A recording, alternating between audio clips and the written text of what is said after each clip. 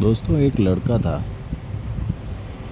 वो काफ़ी sharp minded था, ऐसा उसके टीचर्स बोलते थे उसको स्कूल में।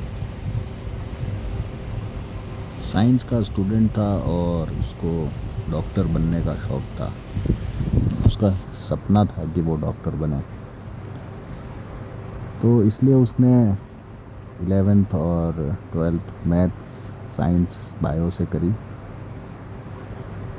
और उसके बाद उसने मेडिकल के एंट्रेंस के लिए एग्ज़ाम दिया। बट उसका फर्स्ट अटेम्प्ट में जो है सिर्फ डेंटल में सिलेक्शन हुआ। वो एक्चुअली हार्ट सर्जन बनना चाहता था, लेकिन डेंटल में हुआ तो उसने डेंटल का कभी सोचा ही नहीं था। तो उसने सोचा कि 1 साल ड्रॉप करके फिर से तैयारी करके और MBBS के लिए तैयारी करूँगा। लेकिन उस बीच उसको किसी ने बताया कि आप CA करिए, क्योंकि आप साइंस स्टूडेंट हैं और साइंस स्टूडेंट जो है शार्प माइंडेड होते हैं और वो CA जल्दी कर लेते हैं। आप डॉक्टर बनोगे, आपको 10 साल लगेंगे, 5 साल MBBS, फिर 2 साल MS, और फिर आप अपना कुछ सेटअप भी करेंगे तो प्रैक्टिस करने में आपको कुछ साल लगेंगे, तो 10 साल आपको सेटल होते होते लगेंगे। लेकिन अगर आप CA में एंटर करोगे तो आप बहुत जल्दी, मतलब 3 से 4 साल में आप CA क्लियर होते ही आपका 7 से 8 लाख का पैकेज हो जाएगा और लाइफ में बहुत अच्छी तरीके से ग्रो करोगे।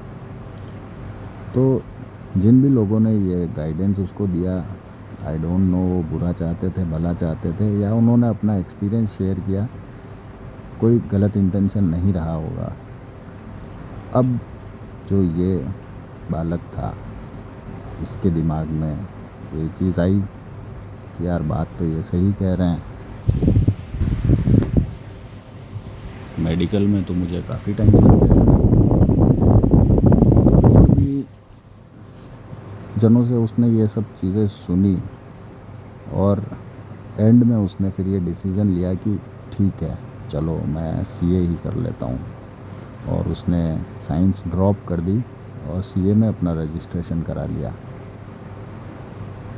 अब हुआ ये कि स्टार्टिंग में तो जोश था कि हाँ ये करेंगे, ऐसा हो जाएगा, वैसा हो जाएगा। लेकिन जब वो CA में एंटर हुआ तो एक तो उसकी स्ट्रीम पूरी चेंज हो चुकी थी। अब वो कॉमर्स पढ़ना था उसको, तो धीरे धीरे करके उसने पढ़ाई करी। तो एंट्रेंस एग्ज़ाम उसका काफ़ी टाइम बाद क्लियर हुआ, मतलब 3-4 अटैम्प्ट लग गए, तब जाके उसका CPT क्लियर हुआ। उस टाइम CPT बोला जाता था, जो एंट्रेंस एग्ज़ाम होता था। CPT तो क्लियर हुआ। अब तो ले दे के यही करना था। अगर CPT नहीं क्लियर होता तो फिर भी कुछ और सोच सकते थे करने का, लेकिन वो फिर भी करता रहा अपनी तैयारी। हालांकि उसका मन नहीं लगता था अकाउंट्स पढ़ने में, क्योंकि शुरू से वो साइंस पढ़ा हुआ था। तो इस तरीके से चलता रहा और काफ़ी टाइम निकल गया। उसने इंटर के एग्ज़ाम्स भी दिए बट क्लियर नहीं हो पाया। तो काफ़ी अटेम्प्ट्स होने के बाद ब्रेक लेने का सोचा और फिर उसने जॉब ज्वाइन कर ली। अब ऑब्वियसली कॉमर्स में पढ़ाई कर रहा था तो जॉब भी अकाउंट्स की करी उसने।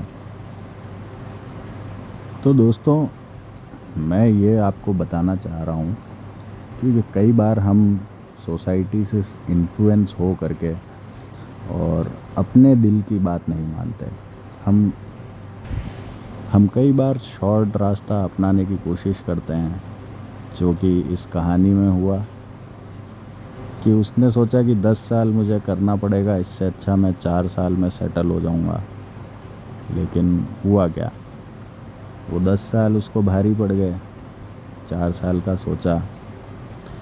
तो ये स्टोरी मेरी ही है, इसलिए मैं जानता हूँ कि अगर मैं मेडिकल लाइन से होता या कंटिन्यू रखता अपने ड्रीम को, दूसरों की बातों में नहीं आता।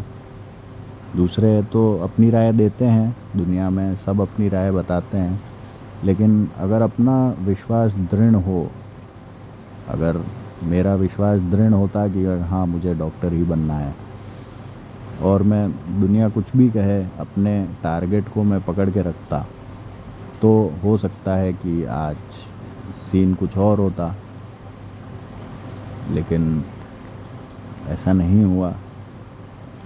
तो आज भी मुझे इस चीज़ का पछतावा है, और इसीलिए मैं इस वीडियो के माध्यम से आपके साथ ये चीज़ शेयर कर रहा हूँ कि लाइफ में आपने अगर कोई चीज़ अपने दिल से डिसाइड की है कि मुझे ऐसा करना है, तो उसके बाद भगवान आपकी परीक्षा लेने के लिए हो सकता है इधर उधर की बातें आपको डगमगाने के लिए करे, लेकिन आपका विश्वास दृढ़ होना चाहिए, आपका टारगेट एकदम सुनिश्चित होना चाहिए।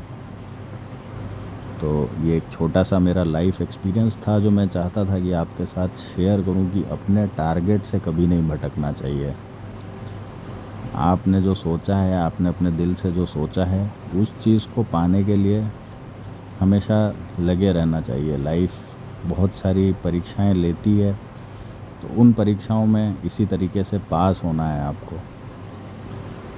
तो आई होप आपको मेरी ये बात समझ में आई होगी, और कहीं ना कहीं आपके लाइफ के डिसीज़न मेकिंग में भी आपकी हेल्प करेगा ये वीडियो।